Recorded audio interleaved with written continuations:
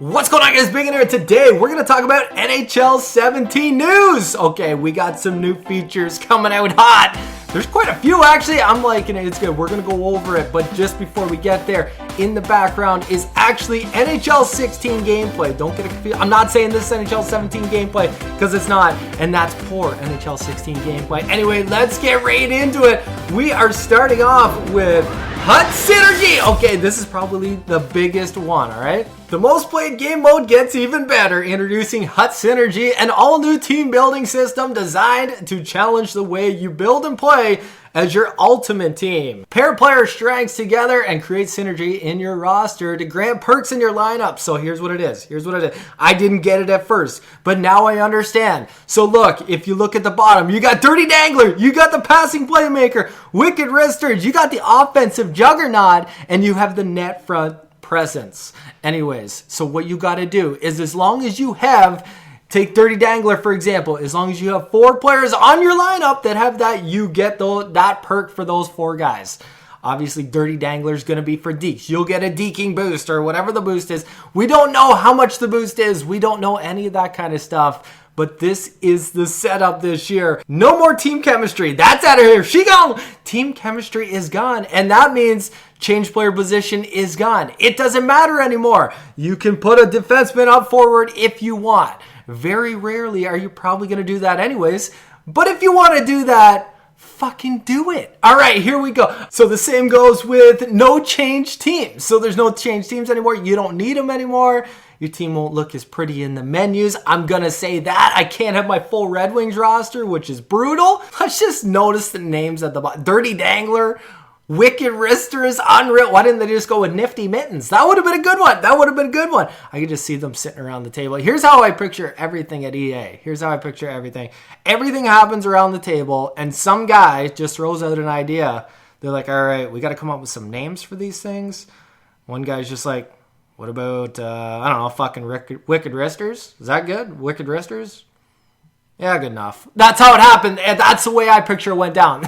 Anyway, I like it. I'm just bullshit. I think it's funny. I think it's good. The other thing is, apparently we're going to be able to see all the stats in Hut now. You know how for a long time we've had only the 5 categories. So you had checking, you had skating, you had shooting, you had defense, you had handling. What did we have? You think I know by now. I play this game like daily. Anyways, we had those things and that was it. So if you had 90 skating, you didn't really know the breakdown. Now we're going to be able to see, just like the other game modes, the acceleration, the actual speed, the balance, and see how it's broken down.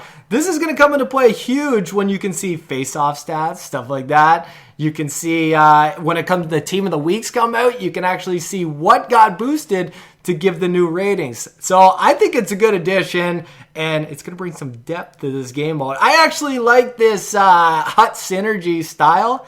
It's going to be a change of the pace, and you know what? Did chemistry do anything? Are these things going to do it? I don't even know.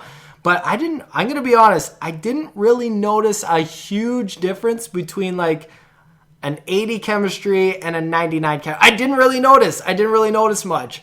Plus, I didn't really notice what the boost was. Hopefully, we're going to be able to see with, let's say we max out our Dirty Danglers there. Hopefully, we're going to at least be able to see you just earned a +4 boost in deking or something like that. I would just like to know. What it is. Anyways, so I like the format. Let me know what you guys think of the format. But let's move on. NHL Draft Champions. Now, here we go.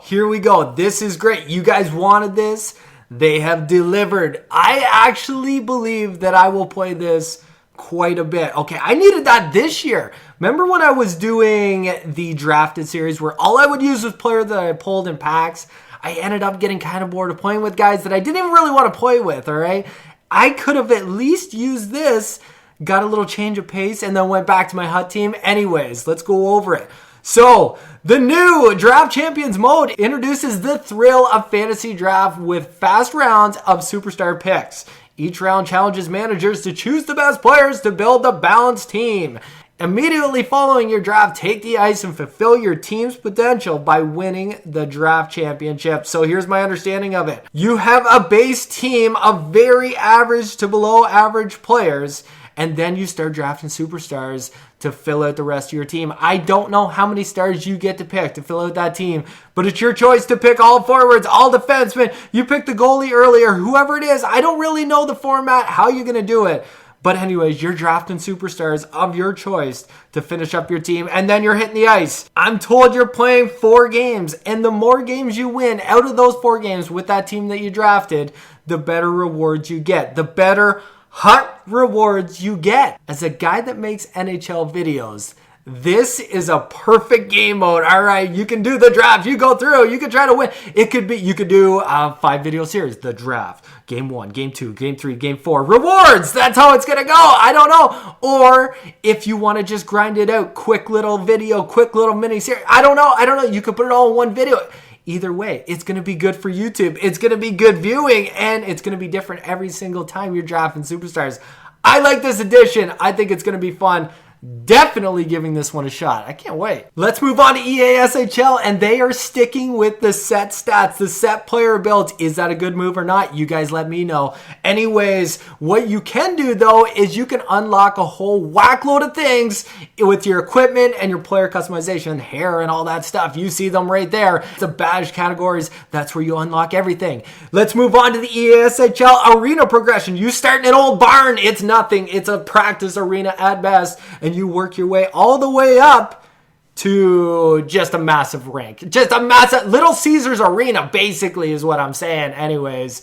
Or you can start from scratch. You can customize everything. I already have an idea. In franchise mode, I already have a marketing plan. I'm going to turn one whole section, one whole corner neon green. I'm going to turn all the seats, everything neon green, and that's going to be called the Glove. That's what I'm going to do. It's going to be great. Those tickets are going to be through the roof. People are going to want to sit in the Glove.